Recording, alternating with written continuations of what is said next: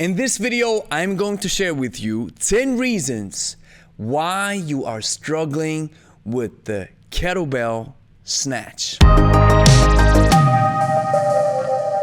Great Vidran, Gregory from Lebe here. We're all about kettlebells. So if you are into kettlebells, then like the video and consider subscribing. Number 1, the kettlebell snatch is the Tsar of all kettlebell exercises. So if your swing and your clean is messed up, then your snatch will never work out for you.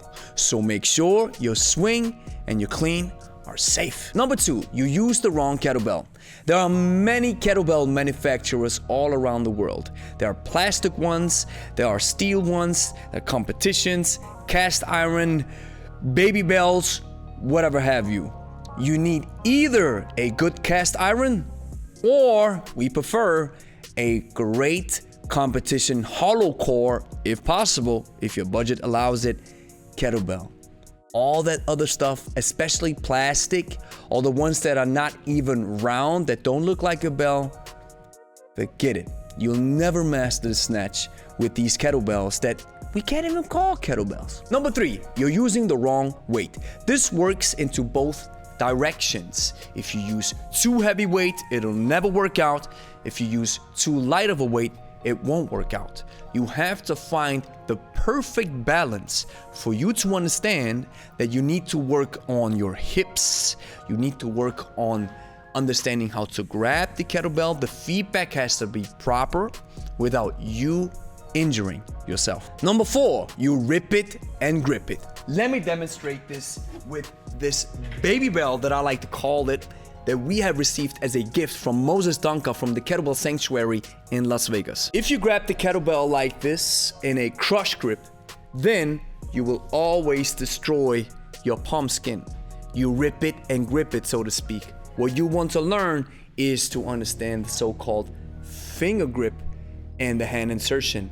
So that is jumping between a finger grip and the hand insertion. Number 5, your arm or palm dominant. Now I already showed you what happens if you start chaffing off your palm skin because you grab the kettlebell too tight in a crush grip.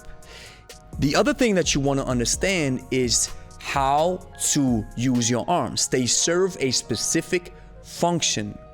They do engage in some work to bring the kettlebell into the top fixation, yet it's only a small part of the muscular work. Most of the work or the muscular tension comes from your hips. So if you are too arm dominant, you always start pulling the bell and then you drop it down. This will not only kill your palm skin, but also burn out your forearms and your arms generally in a second. Number 6, your ABC is off. ABC means arm-body connection. Understand that your arm serves as a hook. The kettlebell is a natural extension of your arm, and you want to move this natural extension of your arm, that is a kettlebell, that is additional weight, with your hips and not with your arm. So if you're not connecting your arm to your body, you will always mess up the ABC and therefore never be able to use your most powerful and strongest muscles that you have, and these are located in your hips. Number 7, your timing is off. This is the next level of the ABC. Now we have to understand that we need this arm-body connection, yet we also have to understand the timing. As soon as my arm connects with my body, when do I engage in the hinge? If I engage too early, I'm messing up the ABC again. If I'm hinging too late, I probably hurt myself.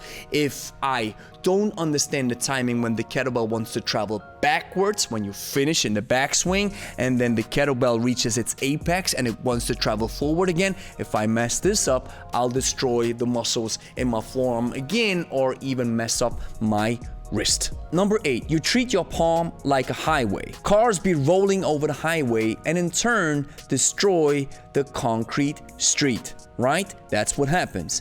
Now, if you use this analogy and apply it to your palm skin and imagine the kettlebell as a car, then you will kill your palm skin. It's not the idea to walk around with bloody hands at the end of your set and then carry it like a badge of honor. Even though some circles think that this might prove that you are a warrior and that you're strong and that you don't give up, yet in my perspective, you just don't know proper technique, and that's the reason why you have bloody hands.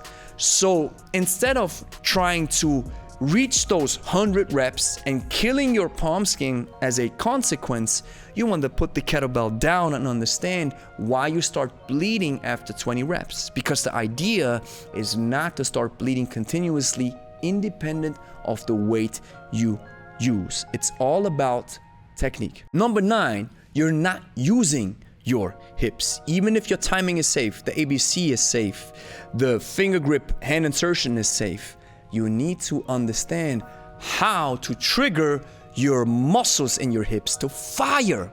That's why I recommend learning the hinge, then learning the deadlift, then learning the swing, and then learning the clean, because the snatch is nothing less but a natural progression of the swing and the clean.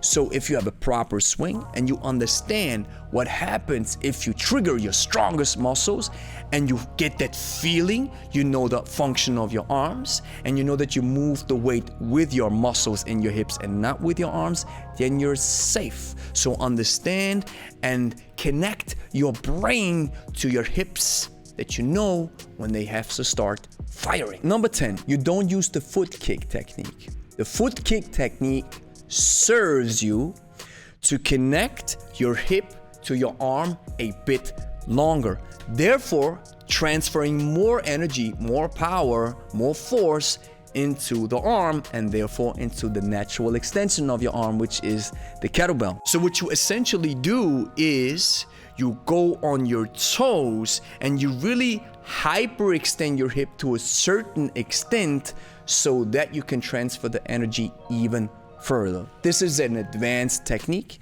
and it can help you work through a snatch set even better. Bonus tip, you don't use the matrix. If you remember from the movie where Neo is dodging bullets, he is using his upper body as a lever, of course in a very exaggerated and impossible way.